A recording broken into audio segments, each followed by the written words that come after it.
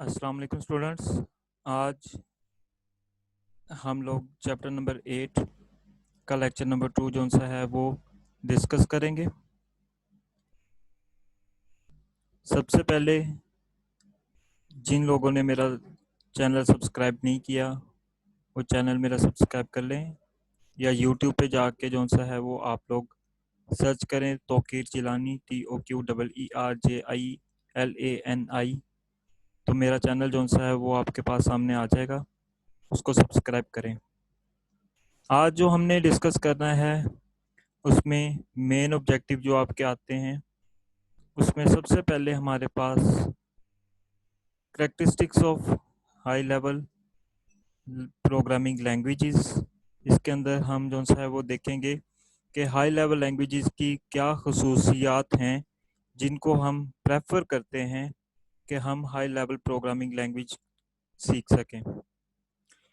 तो कुछ important high level languages जो हैं वो आपके पास इसमें सबसे पहले आ जाता है easy to learn, easy error detection, standardized syntax, deep hardware knowledge not required, machine independence, more programmers, short programs।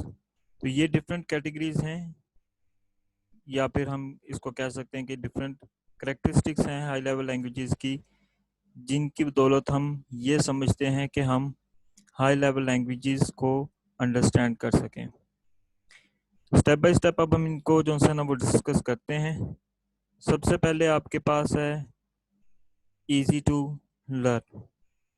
देखें, हाई लेवल लैंग्वेजेस जो सी हैं वो उसकी हमने डेफिनेशन देखी थी कि ये ह्यूमन लैंग्वेजेस के नज़दीक होती है और मशीन लैंग्वेजेस से दूर होती है।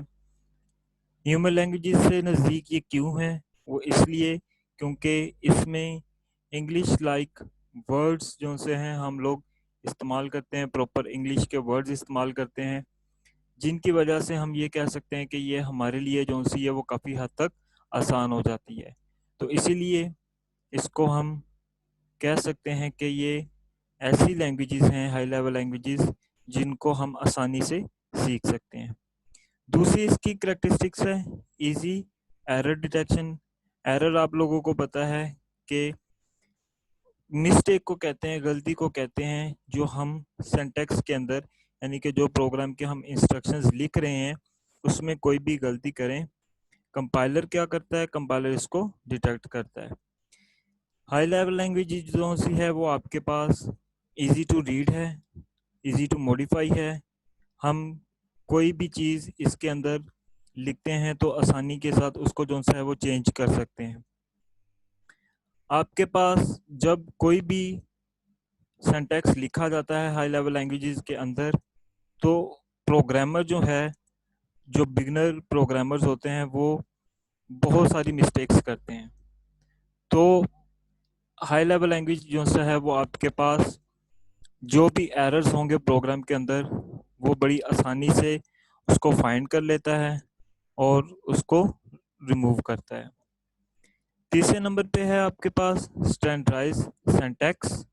स्टैंडर्डाइज सिंटैक्स का मतलब है कि हाई लेवल लैंग्वेजेस के अंदर जितनी भी इंस्ट्रक्शंस लिखी जाएंगी, जो भी हम कोडिंग करेंगे, उसको कोई ना कोई एक स्टैंडर्ड डिफाइन किया गया है, उसके तहत हम इसका सिंटैक्स लिखते हैं। ये जितने भी आपके पास सिंटैक्सेस होंगे ये वेल डिफाइंड सिंटैक्स होंगे। जिस तरह से हम कहते हैं कि अगर हमने किसी टेक्स्ट को प्रिंट करना है तो उसका एक वेल स्ट्रक्चर्ड वेल डिफाइंड वे होगा जिसके ज़रिए हम वो टेक्स्ट अपनी स्क्रीन के ऊपर एज ए आउटपुट जो है वो देख सकते हैं।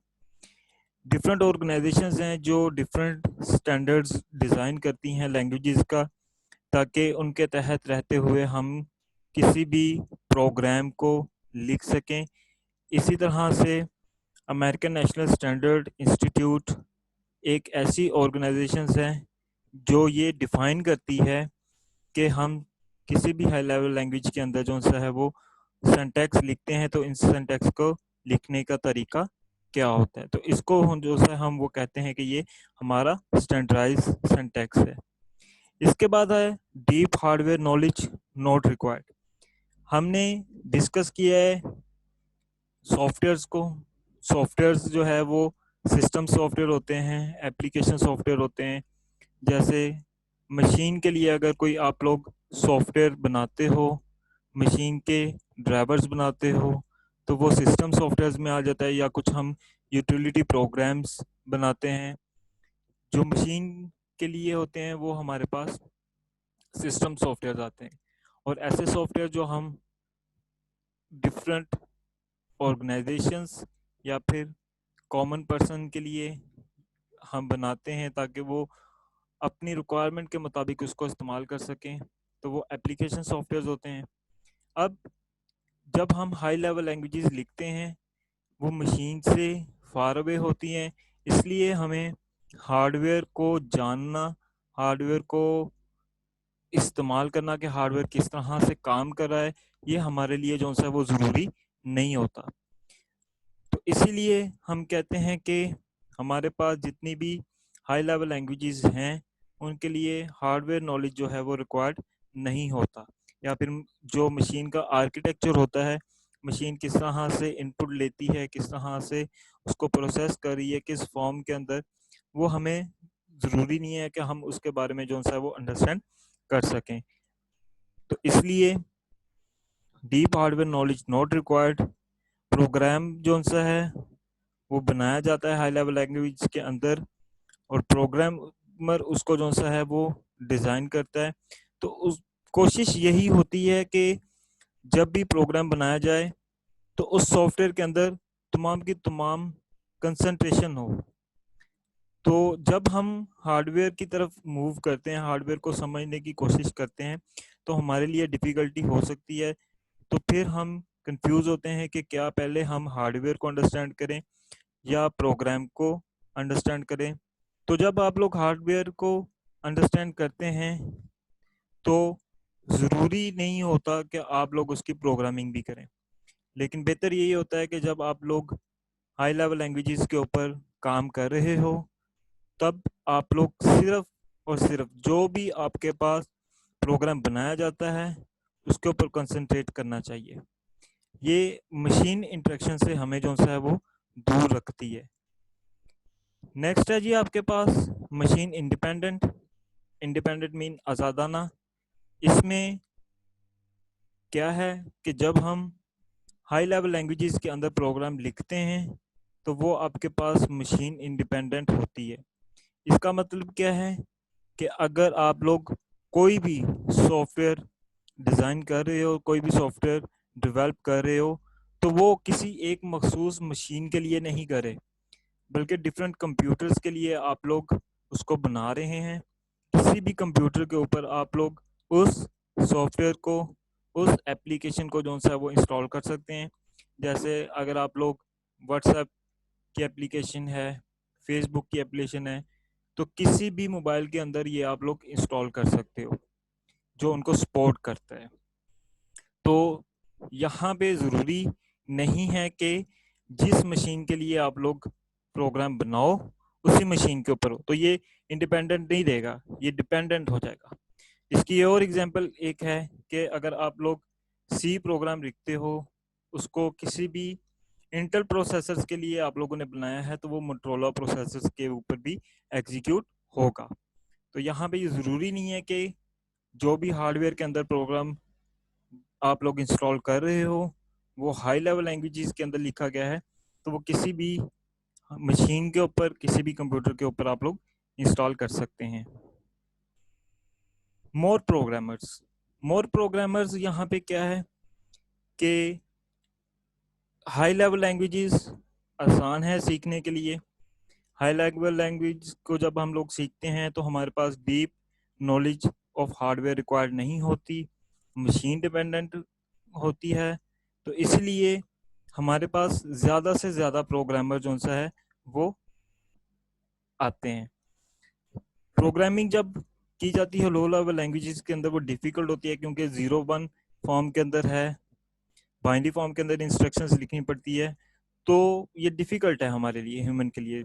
तो जो प्रोग्रामर है वो ज़्यादातर लो लेवल लैंग्वेजेस पे कंसंट्रेट नहीं करते, बल्कि वो हाई लेवल लैंग्वेजेस पे कंसंट्रेशन जो है वो करना शुरू कर देते हैं। ये ऐसी लैंग्वेजेस हैं जिनमें बहुत सारे लोगों को इनकरेज किया जाता है कि आप लोग ये लैंग्वेजेस सीखें जो आप आसानी से सीख सकते हैं। तो यहाँ से हमें ज़्यादा प्रोग्राम जो है वो प्रोग्रामर्स मिल सकते हैं। नेक्स्ट है जी आपके पास शॉर्टर प्रोग्राम।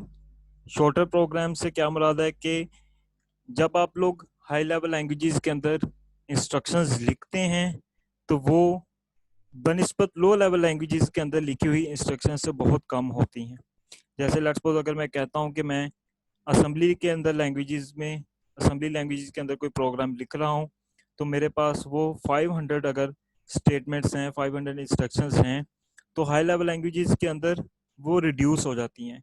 वो 200, 150 इतने की लाइंस आपके पास जो है ना वो रह जाती है, यानी कि कंप्रेस हो जाती हैं।